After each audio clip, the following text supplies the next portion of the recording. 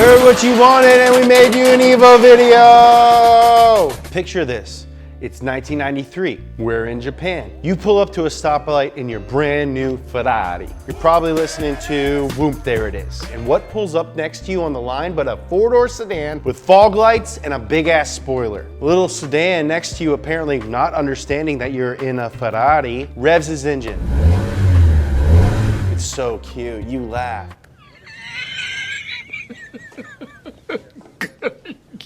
Good one.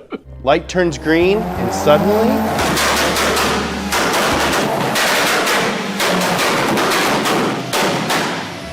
What just happened? You, my friend, just met yourself a Lancer Evolution, and your life will never be the same again. This is everything you need to know to get up to speed on the Mitsubishi Lancer Evolution.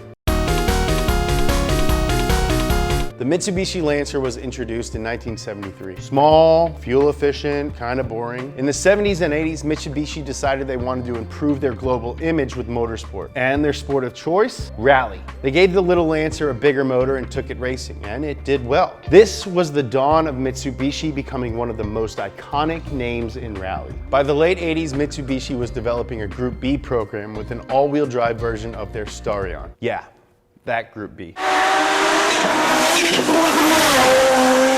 The Starion prototype performed well, but before the car was fully developed, Group B was outlawed following a number of fatal crashes in 1985 and 86. Mitsubishi was left with an almost fully developed race car, but nowhere to race it. So if you're Mitsubishi, what do? Well, you make lemonade. You take the drivetrain from the Starion, you toss it under a Galant, and you enter it in Group A. Duh. The Galant performed well from 1988 until 1992, but European rally stages suddenly got too tight for a big fat sedan, and a number of manufacturers switched to smaller, more agile platforms. Ford replaced the Sierra with the Escort, Subaru the Legacy with the Impreza, Toyota the Celica with the Corolla, and Mitsubishi the Galant with the fucking Lancer, baby. Guess who's back in town, Dad? And I have an earring now. In true Mitsubishi fashion, they took the guts of the Galant and put it in the smaller, lighter Lancer. But they couldn't just call it a Lancer. I mean, the Lancer is a boring economy car. You're driving a project car, baby. Mitsubishi's project car. This thing had all-wheel drive, a big turbo, racing suspension, aero. It's like an evolution of the Lancer.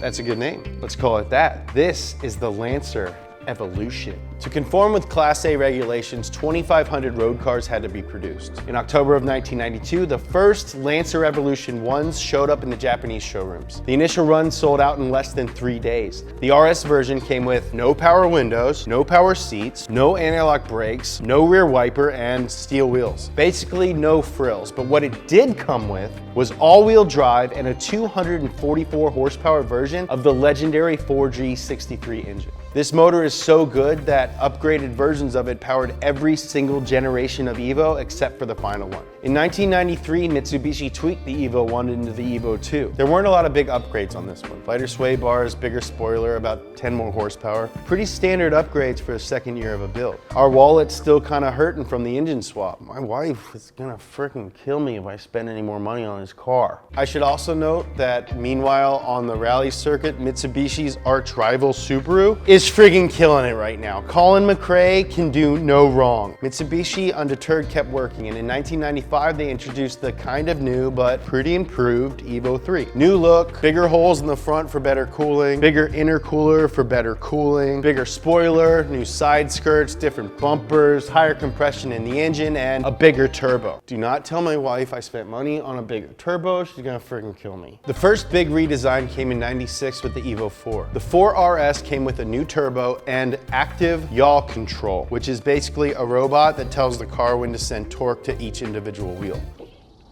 Go that way.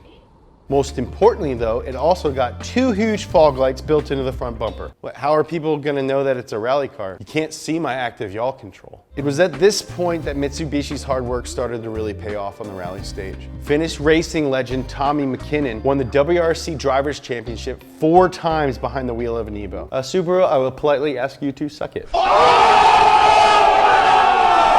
The Evo 5 and 6 were more or less the same as the 4. After all, this is a build. In 2001, the Evo 7 moved into a new, slightly heavier chassis and introduced a host of suspension and engine tweaks. Most importantly, however, the Evo 7 brought with it active center differential, which in combination with the active yaw control allowed and I'm not sure if this is the right engineering term. I'm gonna try and pronounce this, bear with me.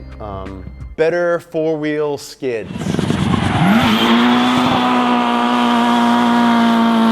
While the world watched the Evo race through the woods, we guys in the US were getting fucking sidelined. Americans were chomping at the collective bit for the nimble little four-door sedan with the big wing and the fog lights and the turbo. When Gran Turismo was introduced in 1997, both the Evo 3 and 4 were included in the game, and Americans fell in love with it. When GT2 was released in 1999, it brought with it rally tracks, and of course, the newly redesigned Evo 6. Now North America could see what made the Evo series so devastating on the circuit, and we wanted them. And if that wasn't enough, Initial D happened. The show was an introduction not only to drifting, but the entire Japanese automotive lifestyle. It was the first time a kid like me from Louisville, Kentucky saw that street racing was more than just a bunch of fat rednecks drag racing their Stangs and Camaros across the bridge. And if Takumi had such a hard time defeating the Emperor team, which was made entirely of Evos, then this car must be pretty serious. I mean, I want one. Top 5 for sure. In 2003, the year I graduated from high school, the US finally got what we were begging for. The newly tweaked Evo 8 made its way to North America, thank God.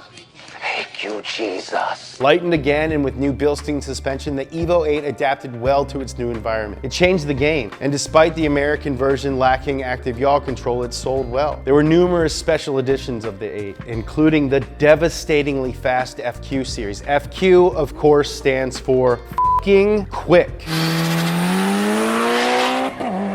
Top Gear showed the FQ 400 could keep up with the Lamborghini Murcielago.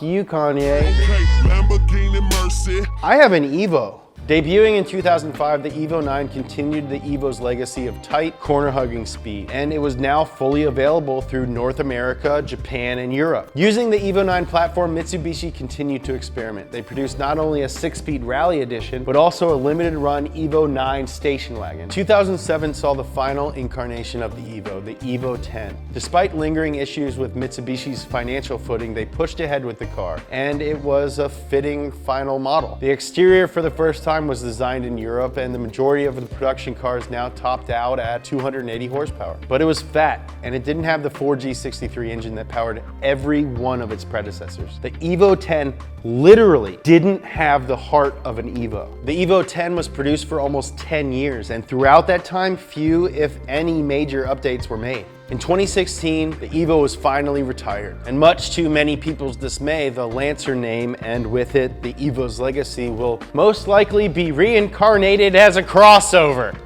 I feel like I'm gonna puke, but I also feel like I'm gonna shit too. So I don't know if you guys wanna, should I take my mic off?